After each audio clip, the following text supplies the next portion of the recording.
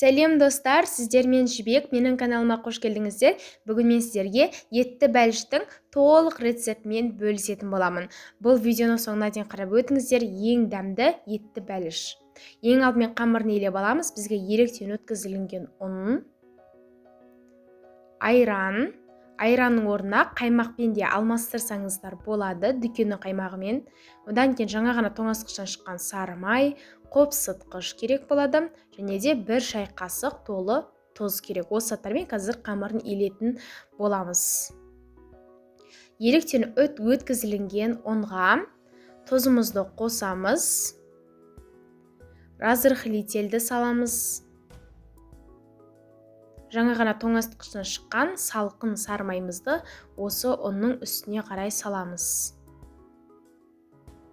Енді әрі қарай қолмен үгінді етіп, крошка дайындайтын боламыз. Қазақ тілінде енді үгінді деп айтылады, бірақ негізі сіздерге түсінікті болу үшін крошка дайындаймыз деп айта берейін. Осылайша екеуін бірге біріктіріп, қолмен крошка дайындайтын боламыз. Бізде крошкамыз дайын болып шықты. Оның дайын болған білу үшін сіздер қазір осы қамырдың бір бөлігін алып осылай қолға қыссаңыздар, одан кейін оны ары қарай қолмен осылай үгітіп жіберсеңіздер, сол кезде крошканың дайын болған деген сөз. Енді осы крошканың ортаңғы жағын ашып, оған айранымызды саламыз. Енді айранмен бірге осы қамырды араластыра отырып, жұмсақ қылып, жақсы қылып қамырды илейтін боламыз. Қолға жабыспайтын жақсы қамыр болып шығады, артық ұнның қосудың қажеті жоқ. Сонымен қамырымыз иленді, осындай қолға жабыспайтын жақсы қамыр болып шықты. Енді қазір біз осы иленген қамырымызды пакетімізге қарай салатын боламыз. Пакетке қарай салып, холодильникке 20 минутқа салып қоятын боламыз. Сол кезде қамырымыз жақсылап тұрып демалатын болады, жаюға да ыңғайлы болады. Енді сол уақытта салмасын дайындаймыз. Бізге пияз керек болады. Осы пиязды алып, 4 бұрышты бөліктерге бөлеміз. Енді тартылған етімізге осы пиязымызды саламыз. Енді мына жақта тағда картопты кесетін боламыз. Картопты өте майда қылып, 4 бұрышты майда қылып кесіңіздер, ірі немесе орташа болып кетпесін. Осындай қылып қазір бір дана, үлкеннен келген бір дана картопты 4 бұрышты етіп кесіп, одан кейін оны да әрі қарай бағанағы жасап жатқан салмамыздың үстіне қарай салатын боламыз. Көз мөлшермен тұз себеміз. Енді қолмен жақсылап тұрып араластырамыз. Барлығы біркелкі болып шығуы үшін қолмен араластырып шығамыз. Енді осының үстіне тағы да өздеріңіз қаласаңыздар, қызыл бұрыш, қара бұрыш немесе басқа да дәмдеуіштерді қоссаңыздар болады. Оның барлығы өз қалауларыңызша. Мен қара бұрышты қосқан болатынмын, сонымен салмасы дайын. Енді бағана 20 минуттай уақыт холодильникте демалып тұрған қамырымызды алып, 2 бөлікке бөлеміз. Біреуін үлкен немесе біреуін сәл кішірек қылсаңыздар да болады. Мен бірақ екеуін бірдей қылып кескен болатынмын. Енді оны осылайша дөңгелек етіп алып, одан кейін бірден жаймайсыздар. Шаммен тағы да бір 5-10 минутқа қойып қоясыздар, өйткені ол бірден тез жайылмайды.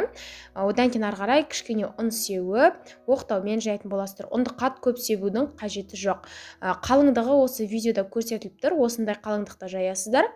Енді қамырды оқтауға орап алып, мына жерде менде қазір пергамент қағазы. Пергамент қағазының үстіне осы жайылған қамырымыздың бірінші бөлігін жаямыз. Енді бағанағы дайындаған салмамызды осы қамырдың үстіне қарай салатын боламыз. Енді оны ары қарай салмасын барлық қамырға тегістеп жайып шығамыз. Енді екінші бөлік қамырды да мен жайған болатынмын. Оны да беткі жағына қарай жауып, енді жанғы жағын осы видеода көрсетілгендей етіп қолмен орап шығасыздар. Егерде бірақ негізі мен айтылған қамырдан сәл қамыр артылып қалуы мүмкін. Одан басқа да нәрселер жасап жіберсеңіздер болады. Енді қазір осыдан бетіне түрлі әсемдеп жасайтын боламыз. Пешке жай осы күйінде салмаймыз. Осындай менде пышақ бар. Осы пышақпен ең алдымен 4 бұрышты бөліктерге жүргізіп шығамыз. Енді шанышқының көмегімен шанышқы екеуін бірге біріктіре отырып, қамырларды осылай төбеге қарай көтеріп шығатын боламыз. Сол кезде сіздердің жасап жатқан етті бәліштеріңіз өте әдемі болып көрінеді, әрі дастарханның да сәнін келтіреді.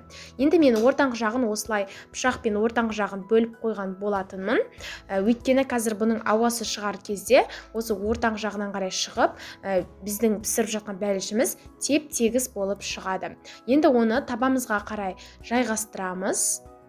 Беткі жағына енді біз жұмыртқаның сарысын немесе жұмыртқаның сарысына сәл ғана сүт қосып жіберіп, осы бәлішіміздің бетіне қарай жағып шығамыз. Сол кезде оның беті жылтырап, одан сайын әдемі көрінетін болады. Жан жақтарына да осы жұмыртқаны жағып шығыңыздар. Сол кезде барлық жері бір келкі болып шығады. Енді осы бәлішімізді ары қарай беткі жағына осындай мак немесе күнжіті себеміз. Мен шахмат тәрізді етіп жасаған болатынмын. Мак және де күнжітті алып алмастырып септім. Енді қызып тұрған пеште 170 градуста бұны шамамен 40-45 минуттай уақыт пісіретін боламыз. Арасында ет болғандықтан 40-45 минуттай уақыт піседі. Міндетті түрде қызып тұрған пешке салыңыздар. Осымен бізде етті бәліш дайын. Мен қазір ыстықтай кесіп жатырмын. Арасынан бірден бу шығып тұр. Өйткені пештен бірден алғаннан бірден қазір бөліп жатырмын. Енді сіздерге тағы да бір рет айта кетерім, бұл жерде арасында егерде салмасы дұрыс піспей қалады деп ойындар жатсаңыздар, салмасын арнайы пісіріп салсаңыздар да болады. Ол кезде де ол жақсы болып шығады. Бірақ негізі оның барлық сіздердің пештеріңіздің сапасына, қызу жылдамдығына байланысты. Осымен өте дәмді етті бәліш дайын. Сіздерге ұнайды деген ойдамын.